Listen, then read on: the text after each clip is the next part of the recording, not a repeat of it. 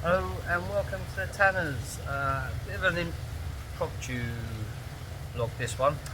Teresa was going to do one with me later this afternoon, the day before we leave, but she's having a rest now. We had a bit of she collapsed a bit today.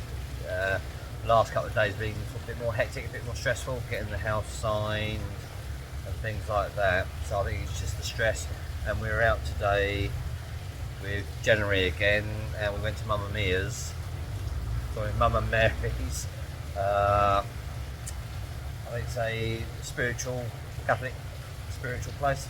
So we went around that, but the TikTok, what do you call it? Tuk Tuk that January uses, it's very bumpy, and we went off road. We went to his place, but the journey just takes it out of Teresa, so it's not really suitable vehicle for her. And when we tried to get her out of the vehicle back to the wheelchair by the hotel, she just collapsed again. So we got her in, so she's now resting. So I thought I'd just take this opportunity to do an update really. This morning on our way to breakfast, we met June from California in the lift. As well as we get in the lift, she was coming out and she said, "Oh, I know you two, you're on YouTube. You're famous." And it's like, sorry, we were taken aback by it. And yeah, so June had seen us in California, I believe, on YouTube, and apparently, from what I understood, that it inspired her to come out here to the Philippines, and she happened to meet us in the hotel lobby. You know, whether that's true, I don't know, but yeah, that's that. I mean, we'd never met her before. Yeah, so that was a shout out to June from California. Hi, and thank you for watching. We're sort of both stunned by that, and hopefully I don't know, encouraged her to come out here and change her life maybe. But yeah, that's a bit of an odd one. So back to us again. We're going to chat about our diabetes and Teresa's MS and what we found over here when we get back to the UK in a day or two's time, once we're up and running again. I really just wanted to talk about the property situation. So our next stage is when we get back to the UK, I then have to find, I'll talk rough figures, but yes, sort of 40k UK money as the deposit. So I've got to take my pension out early. Didn't really want to touch it, but it's coming out early. And then last year when I was ill, we took out equity on our house,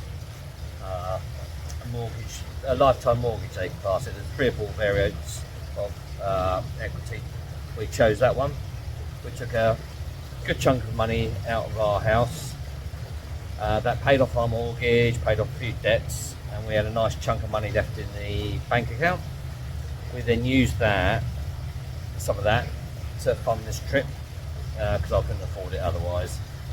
So that money we used, and then obviously leave some money in the UK to get the daughter through the month, you know, and pay all the bills and such things.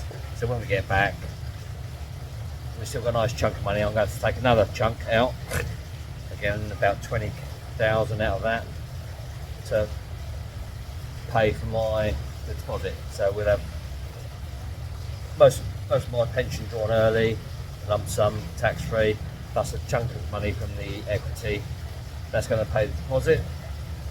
Then once that's sorted, I can then obviously working, and then we'll be decorating the house, emptying the house, selling bits if we can.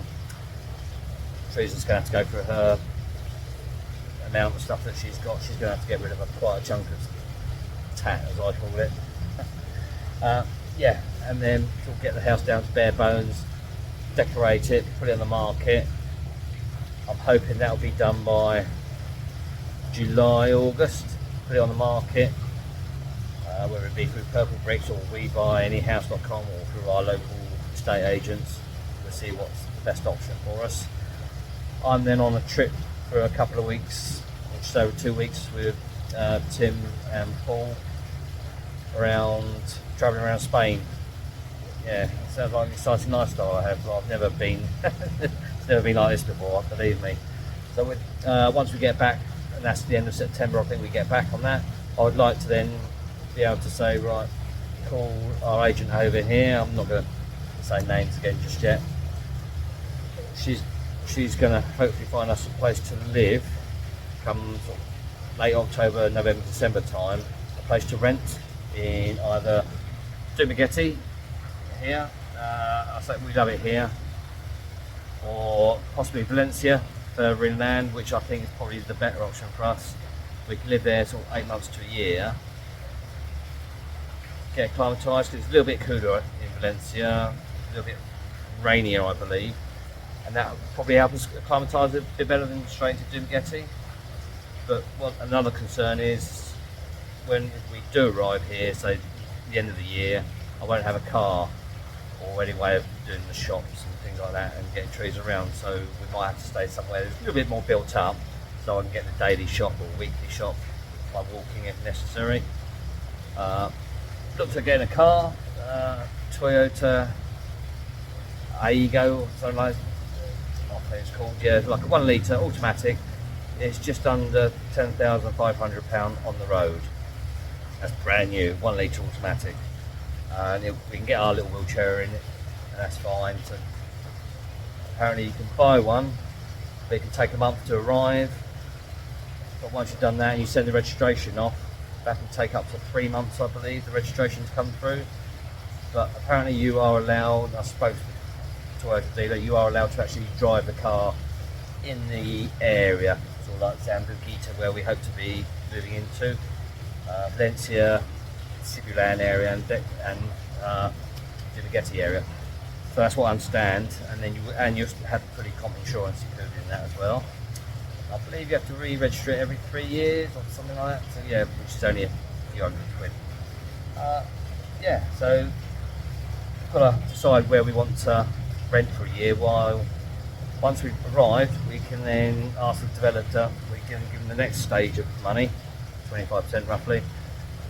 And then they'll start construction, and then when they get to a certain phase of construction you give them another lump sum, and as the house builds up you give them a lump sum each time till then you move in. If you're happy with everything you give them the last 10%, and it works out. I mean, the house is about 187,000 UK, but we're asking for solar panels with anti-slip tiles in the wet room, a lowered kitchen units, a little bit lower, so trees can work in. One area will have a bit where she can wheel the wheelchair in, and then the sink will be next door to her, and the hob. She's going to have double ovens that she's able to reach a sensible height. With raised toilet, the disabled loos, they're a few inches taller, just makes things a little bit easier. A hoist that will lift trees up out in and out of the pool. I believe that's, we've been told, anywhere between 3,000 and 10,000 US. So call it sort of 4, 5, 6,000 UK money. But the developer's going to get a price for us, and then at least we can choose what we want to do. We'll get an extra canopy built in for more shade over the pool. A canopy extended along the side of the house, so the dogs will be, and the cats will have a bit more cooler area to lay in. Possibly go for AstroTurf, so obviously easier to clean up their mess and wash it down if need be. There's probably other things we've forgotten about now at the moment. We have the toilet, the bath to be removed out of it, the pantry stroke utility room that's now going to be converted into an office or computer room, should we say. Yeah, so hopefully come this time next year we would have moved in. The house is all complete and everything goes hunky-dory. Can't think of anything else really. So I've got my eye on a motorcycle, probably a Vulcan S. I think that's around about 40,000 PHP. I think something around that. I can't remember now. Yeah, I have to check that, but it's a little bit cheaper than UK. I don't want a 1000cc out here. There's no really need for that, but 650 would be nice, cruiser if Teresa would allow me. I've already decided that once we've moved here, I'm going to take up scuba diving. We've got scuba diving classes and school just down the road for us in Zambuquita. And then you've got Apo Island, which is meant to be really nice for scuba diving, snorkeling. You've got turtles there that will actually come up to you. You've got a reef there with nice colourful coral. So we've chosen well, I think. Yeah, that's it again. So special shout out to June. We're sort of blown away by that we would, we're out there. Yeah, amazing. Yeah, right. Well, Teresa will do the next update when we're back on our MS. I'll do one with my diabetes as well to mention about my sugar levels and things like that. I haven't been great out here. I've had beers, I've been having milkshakes and things I shouldn't have and I wouldn't normally have in the UK. But the sugars are actually not that bad. They have spiked to 15 and 17s, but on average I think they're around about 11, which is normally at home on my average around about 9 weekly and monthly.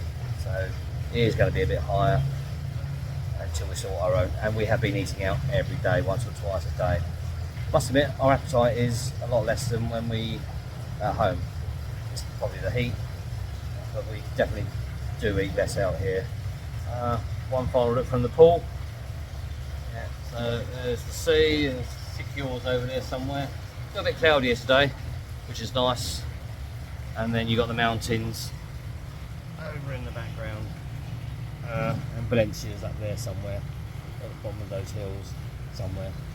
Still get my bearings. And there's some of the traffic again. I've sit and watch this traffic all day long, it's amazing. And how there's not any accidents here, I have no idea. And what was it they say back in the UK or something like that? You're never far away from a rat. Here, I don't. It's never far away from a rooster. There's always one somewhere making a noise. But yeah, okay. Well, take care. Thanks for watching, and see you soon. Bye.